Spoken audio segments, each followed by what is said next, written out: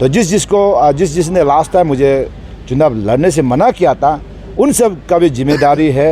और जिसको मैंने अनकॉन्टेस्ट किया था, उन सब का भी जिम्मेदारी है कि इस बार मुझे लीडर बनाना चाहिए और मैं लड़ने के लिए तैयार हूँ।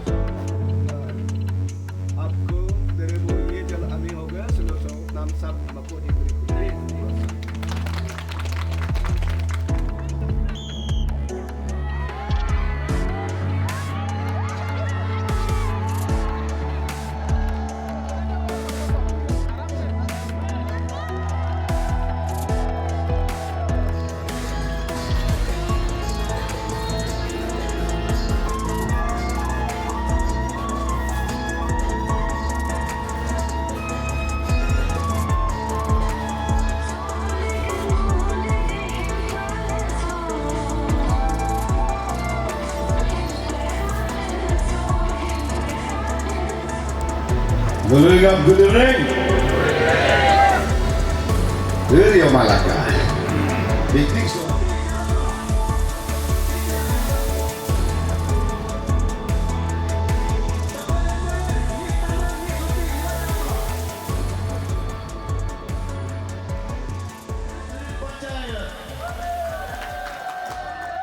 सर मेरा पहला क्वेश्चन ये रहेगा कि सर आपने जैसे कहा कि आज का आपका जो ये मतलब पिकनिक और आपका जो था, लेकिन क्या आपका ये इनडायरेक्ट जो आपका ये कैंपेन, पॉलिटिकल कैंपेन क्या आपका ये स्टार्ट हो गया आपका जो अपकमिंग इलेक्शन के? हाँ, वैसे आज असली जो प्रोग्राम जो रखा है वो है house warming and pure organic mega picnic रखा है। गेम्स एंड स्पोर्ट्स कंपटीशन और कल्चर कंपटीशन हुआ है। हकीकत में मैं बताना चाहूँगा, आप आज का जो दिन है, आप ये सोचिएगा कि ये एक पॉलिटिकल प्रोग्राम जैसा ही था, लेकिन अगर मैं पॉलिटिकल कलर लेके अगर यह प्रोग्राम करता तो यहाँ पे जो भी गाँव बुरा जो जॉब करते हैं, जो ऑफिसर्स हैं, नहीं आ सकते हैं। तो इसलिए मैंने एक पिकनिक का रूप रखा है। तो उस बहाने में मैंने जितना मेरा कॉन्स्टिट्यूंसी के लोग को मिलने का भी मौका मिला। और आज एक हिस्टोरिक गैदरिंग हुआ है। मैं इतना एक्सपेक्टेशन नहीं था कि इतना गैदरिंग होगा। तो आज का गैदरिंग जो है प्योरली है पॉलिटिकल। आप समझ लीजिएगा कि it was a political gathering. और मोर देन 7,000 शायद आदमी आया होगा, गिना नहीं है, लेकिन बहुत एक्सपेक्टेशन से ज़्यादा आदमी आया है। और प्रोग्राम आज से नहीं बल्कि कल से शुरू हुआ था। गेम्स एंड स्पोर्ट्स कल से शुरू हुआ था। और आज सुबह घर का हाउस वार्मिंग जो डेडिकेशन प्रेयर हुआ, तो उसके बाद फिर गेम्स स्पोर्ट्स हुआ, कल्चर कंपटीशन हुआ। उसके बाद अभी हमने भाषण दिया। आप सबने सुना है, मेरा जो ऑर्गेनाइजिंग चेयरमैन ने भाषण दिया, मेरा सेक्रेटरी ने भाषण दिया, और मेरा यहाँ की जो पूर्व यानी फॉर्मर MLA मेरा बड़ा भाई निक कामिन ने भी भाषण दिया। जो लिखा सोनी जो अपकमिंग लीडर यानी इंटेंडिंग कैंडिडेट जो लेखंग कॉन्स्टिट्यूंसी का जो है लिखा सोनी ने भी भाषण दिया। और यहाँ पे बहुत चीज़ ख़ास तौर पे मेरा वाइफ ने भी भाषण दिया और मैंने भी दिया। और मैं भाषण में आप सब ने सुना है कि मैं ख़ास तौर पे बहुत 4 साल ज़्यादा हो गया अपना कॉन्स्टिट्यूंसी के लोगों को इस तरीके से मिलने का मौका नहीं मिला। तो आज एक हिस्टोरिक गैदरिंग हुआ, मिराकलस गैदरिंग हुआ। तो मैंने अपना दिल का बात को मैंने आज रखा है। तो उसमें आपको अगर कोई कन्फ्यूजन है तो पूछिएगा, अदरवाइज़ तो मैंने जितना बोलना था मैंने आज बोल चुका है और बोल दिया है। सर आपको ऐसे लिखा से आपका कॉन्स्टिट्यूंसी का पब्लिक बहुत एक्सपेक्ट करते हैं आपसे, बहुत उम्मीद रखता है। 2019 को भी बहुत उम्मीद रखा था आपको, शायद कुछ गड़बड़ हुआ है 2019 को आपको, आप जो पब्लिक को सेवा नहीं करते हैं। इस साल क्या एक्सपेक्टेशन है आपका? और आज जो मास गैदरिंग हुआ है इसको देख के आपको क्या लगता है सर? 2024 का इलेक्शन क्या आपका पास आपका हवाले होगा कि आपका साथ में जाएगा? 2019 में किस कारण से चुनाव नहीं लड़ा उसको तो मैंने आप सबको बता चुके हैं। आप सब ने सुना है कि कारण क्या था और क्या नहीं था। तो इस बार 2024 यानी मैं पहले भी बता चुका है कि मैं एक नेता हूँ, मैं एक लीडर हूँ। तो लीडर जो है, हम लोग अभी डेमोक्रेसी कंट्री में हैं, यहाँ पे लीडर जो है, लीडर को यहाँ के पब्लिक चुनते हैं। तो मेरा कॉन्स्टिट्यूंसी के लोग मुझे चुनने के लिए तैयार हैं। तो मेरा कॉन्स्टिट्यूंसी के अगर लोग तैयार है तो मैं तो पहले से भी बोल चुका है कि मैं इस बार चुनाव लड़ेंगे, लड़ने जा रहे हैं। और इस बार मेरा पॉलिटिकल कैरियर में मेरा एक टर्निंग पॉइंट भी है। जिसने लास्ट टाइम मुझे चुनाव लड़ने से मना किया था, उन सब का भी जिम्मेदारी है। और जिसको मैंने अनकॉन्टेस्ट किया था, उन सब का भी जिम्मेदारी है कि इस बार मुझे लीडर बनाना चाहिए और मैं लड़ने के लिए तैयार हूँ। इसमें एक कहावत है, आपने डायलॉग भी सुना होगा, दाने दाने पे लिखा है खाने वालों की नाम। तो लीडर और कॉन्स्टिट्यूंसी पे भी लिखा है, उस कॉन्स्टिट्यूंसी का लीडर बनने का नाम ऊपर वाला की इच्छा से होता है। हम एज ए ह्यूमन बींग हम अपना जो मेहनत करते हैं बाकी ऊपर वाला के हाथ में होता है। मैं लीडर हूँ, मैं कभी नहीं बोलूँगा कि मैं डिक्लेरेशन में पहले भी बोल चुका है, इसलिए मैं बोला कि डेमोक्रेसी कंट्री में असमिस में बोलता है राजे रोजा, पब्लिक ही किंग होता है। हम लोग एक कार्यकर्ता जैसा है, हम लोग एक मैसेंजर जैसा है। अगर मेरा यहाँ के पब्लिक अगर मुझे चाहते हैं तो मैं ऐसा भी लीडर है, हमेशा लीडर रहेगा, मैं बिल्कुल तैयार हूँ। पब्लिक नहीं चाहने से मैं जितना चिल्लाने से भी होगा नहीं है। तो ये हर चीज़ अभी यहाँ एक्चुअली कॉन्स्टिट्यूंसी का पब्लिक का हाथ में है। सर, आपको पहले भी एक बार मौका मिल चुका है, पहले भी आपने बहुत काम किया याचुली कॉन्स्टिट्यूंसी के लिए। अभी आपका जो प्रेजेंट एमएलए है, यहाँ का मिनिस्टर भी है, उसने भी बहुत कोशिश किया डेवलपमेंट करने के लिए अपना एरिया को। और क्या क्या बाकी रह गया? अगर आप इस बार इलेक्शन में उतरेंगे तो क्या एजेंडा रहेगा आपका?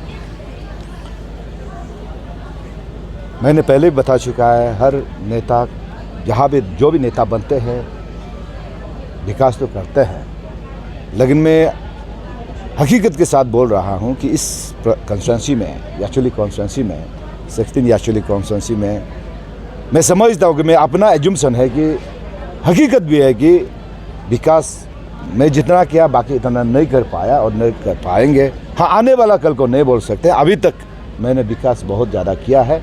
और इस बार अगर यहाँ के जो कॉन्स्टिट्यूंसी के लोग अगर मुझे फिर चाहते हैं तो मैंने पहले ही बोल चुका है, मैं तो चुनाव लड़ेंगे। लेकिन मैं अगर इन सबको मैं एक पब्लिक को कमांड नहीं कर सकता हूँ, मैं पब्लिक को सिर्फ रिक्वेस्ट कर सकता हूँ कि अगर आप सब चाहते हैं तो मैं बिल्कुल तैयार हूँ। सर, अभी तक हम लोग का एक्चुअली में देखा जाए तो 3 कैंडिडेट हम लोग को दिखाई मिल रहे हैं। उस दिन रिसेंटली हम लोग का तोको प्रकाश जो तोको ताकुंग जी है, वो भी अपना कैंडिडेट डिक्लेयर किया है। तो उन्होंने बताया कि यूथ को लेके खास करके काम करना चाहते हैं। वो हम लोग का एक्चुअली में ऑफिसर्स बहुत है, लेकिन यूथ एंटरप्रेन्योर बहुत कम है। वो यूथ को डायरेक्ट फोकस करके आगे जाने के लिए करते हैं। आप सर क्या डायरेक्शन होगा, आपका क्या काम है उसको लेकर? वैसे मैं वही पहले बता चुका है कि जो क्वालिटी एक लीडर को होना चाहिए, मेरा पास सब कुछ है। अगर मैं गलत नहीं हूँ तो यूथ जितने भी यहाँ कॉन्स्टिट्यूंसी के सिर्फ नहीं बल्कि सारा अरुणाचल के यूथ मुझे एक यूथ आइकन की तरह मानता है। तो मैं जितने यूथ के लिए सोचता हूँ, वुमेन के लिए सोचता हूँ, शायद कोई लीडर सोचते हैं। क्योंकि देश प्रदेश का कॉन्स्टिट्यूंसी का जो ताकत है, फ्यूचर है, वो यूथ और वुमेन में होता है। कोई भी ऑर्गेनाइजेशन का ताकत यूथ और वुमेन में होता है। तो जब मुझे अगर कोई प्रदेश के लोग मुझे यूथ आइकन मानते हैं, 100% नहीं बोल रहा लेकिन मैक्सिमम परसेंटेज मुझे मानते हैं, तो और हमसे ज़्यादा अच्छा यूथ लीडर तो मिलेंगे नहीं। तो उसके साथ ये कॉन्स्टिट्यूंसी एक्चुअली कॉन्स्टिट्यूंसी के लिए अगर बोला जाए तो मैं यहाँ का विकास जो बिल्कुल मैंने तन मन से किया है और बहुत किया है। कुछ बचा कुचा जो विकास करना है, अगर मुझे यहाँ के लोग मौका देंगे तो मैं ज़रूर उसको पूरा किया जाएगा। मेरा एक सपना था, मैं एक पहले ही बता चुका है कि एक जैसे कि एक्चुअली को एक स्विट्ज़रलैंड की तरह देखना चाहता था। मैंने कोशिश किया, एक्चुअली पहले डेजर्ट की तरह था। मैंने 10 किलोमीटर दूर से पानी लेके आया एक्चुअली डिवीजनल कमिश्नर में, और डिवीजनल कमिश्नर भी बनाए जो कि नेक्स्ट टू कैपिटल है। इसको मैं एक ये एक्चुअली कॉन्स्टिट्यूंसी को एक स्विट्ज़रलैंड के रूप में देखना चाहता था। तो मैं नेता बन के कोशिश किया और मैं प्रैक्टिकली फिजिकली भी मैं कोशिश करता हूँ कि ये इसको ब्यूटिफिकेशन करने के लिए एक एक्चुअली एक हैपनिंग प्लेस होना चाहिए, क्योंकि मेरा शुरू से कोशिश है, अभी भी कोशिश है। सर जब भी पब्लिक लोग से हम लोग बात करते हैं, उन लोग बोलता है कि आपको लेके कन्फ्यूजन होता है कि लास्ट मोमेंट में आपको पार्टी टिकट नहीं मिलता है, लास्ट ईयर जो वैसे हुआ। इस बार को लेके सर, इस बार क्या है आपका तैयारी, क्योंकि एनसीपी का आप प्रेसिडेंट है नेशनल यहाँ का अरुणाचल प्रदेश का, तो क्या है इस बार का सर स्टेटस आपका पार्टी टिकट को लेके? मैं वही बोल रहा हूँ कि हमेशा पार्टी टिकट का बात करते हैं।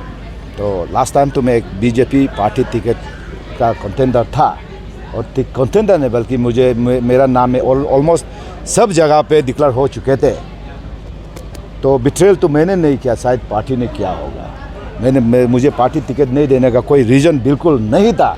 अभी तक मुझे समझ में नहीं आता कि मेरा 100% अनकॉन्टेस्ट का पोजीशन में था, फिर भी मुझे टिकट डिनाई किया गया। किस कारण से टिकट डिनाई किया गया मुझे अभी तक समझ में नहीं आता है। लेकिन इस बार तो आप सब जानते हैं कि इस बार मुझे प्रदेश का प्रेसिडेंट बनाया, एनसीपी अजित पवार का अध्यक्ष बनाया मुझे अजित पवार जी और प्रफुल्ल पटेल जी ने।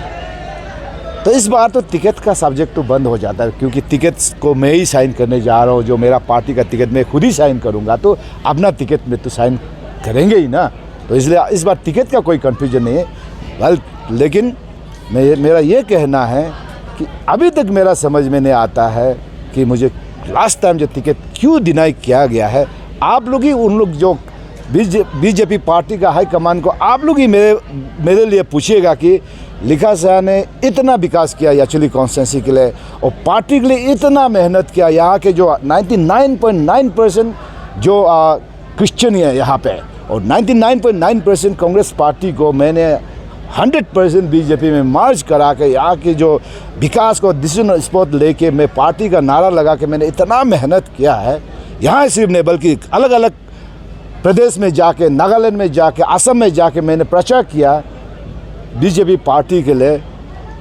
लेकिन मुझे टिकट डिनाई किया गया है बिना कारण से। अभी तक वो कारण को मुझे मालूम नहीं है, पता नहीं है। मैं मीडिया प्रतिनिधि को यही कहना चाहूँगा कि आप लोग ही सही, आप लोग ही you all are the right person कि आप जाके बीजेपी हाई कमान को लिखा शाह को लास्ट टाइम 2019 में टिकट डिनाई करने का कारण को आप लोग ही पूछिए। मैं क्यों पूछूं? आप लोग पूछना चाहिए, और आप लोग को ही मैं पूछूंगा, आप लोग मुझे बता दीजिएगा। फिर भी मैं टिकट डिनाई करने के बावजूद भी मैं जो भी ऑर्गेनाइजेशन में रहता हूँ, मैं वफादार, जो भी सरकार का साथ रहता हूँ, जिस चीफ मिनिस्टर का साथ रहता हूँ, तब भी मैं एक वफादार का साथ रहता हूँ। मैं अपना कमिटमेंट जब देता है मैं विड्रॉ नहीं करता हूँ। फिर भी मुझे टिकट करने का बावजूद भी मैं ईस्टर्न पार्लियामेंट, वेस्टर्न पार्लियामेंट में मैं एक स्टार कैंपेनर बन के दोनों संसद को जिताया, और बहुत सा एमएलए को भी जिताने में मेरा भी हाथ है। मैंने मेहनत करके जिताया है। लेकिन अभी तक मेरा समझ में नहीं आया कि मेरा बीजेपी पार्टी की ओर से कुछ रेसिप्रोकेशन, इंक्लूडिंग हमारा पेमा खांडू साहब, जो आज तक मैं वफादार हूँ, आज तक उसका साथ में लॉयल्टी मेंटेन करके हूँ, फिर भी अभी तक मुझे कुछ रेसिप्रोकेशन अभी तक कुछ नहीं मिला है। वो तो हकीकत है, आप जाके पूछ भी सकते हैं कि लिखा सा लास्ट टाइम जो है पार्टी डिसिप्लिन बीजेपी पार्टी के लिए सेक्रीफाइस किया है। तो आप अभी भी जाके पूछ सकते हैं कि बीजेपी पार्टी ने लिखा सा के लिए क्या किया। वो आप जाके आप लोग पूछ के मुझे बताइए, मैं बहुत खुशी होगा। सर आपने जैसे बताया कि पेमा खांडू का साथ आप भी अभी भी वफादारी से काम कर रहे हैं, तो आप जीत जाने के बाद भी क्या बीजेपी गवर्नमेंट और जो पेमा खांडू साहब का सरकार है उसका साथ मिलजुल के काम करना चाहता है, जो पैन अरुणाचल कॉन्सेप्ट है उसको सपोर्ट करते हैं? मैं पेमा खांडू साहब जो है एक यूथ लीडर है, मेरा दोस्त भी है। तो मेरा ये कहना है कि जब मेरा जो बॉस यानी जो नेशनल प्रेसिडेंट अध्यक्ष जो कि महाराष्ट्र का डिप्टी चीफ मिनिस्टर है, और प्रफुल्ल पटेल जी जो है संसद है, और हमारे जो पार्टी एनसीपी अजित पवार जो है स्ट्रॉन्गेस्ट अलायंस विद बीजेपी, हम लोग बीजेपी के साथ अलायंस है। तो ज़रूर मैं जब मेरा नेशनल प्रेसिडेंट वर्किंग प्रेसिडेंट अगर बीजेपी का स्ट्रॉन्गेस्ट अलायंस है, तो यहाँ भी अगर मेरा चुनाव में मेरा विधायक आएंगे तो यहाँ के जो पेमा खांडू साहब के साथ मिलके हम बीजेपी पार्टी के साथ मिलकर अलायंस करके हम विकास करेंगे। हमारे जो अलायंस का ये मतलब नहीं कि हम हर चीज़ उसके अंदर है, लेकिन अपना जो पार्टी का आइडियोलॉजी जो इलेक्शन चुनाव करेंगे इंडिपेंडेंट करेंगे, लेकिन जो सरकार बनाने में सहयोग हम लोग जरूर देंगे।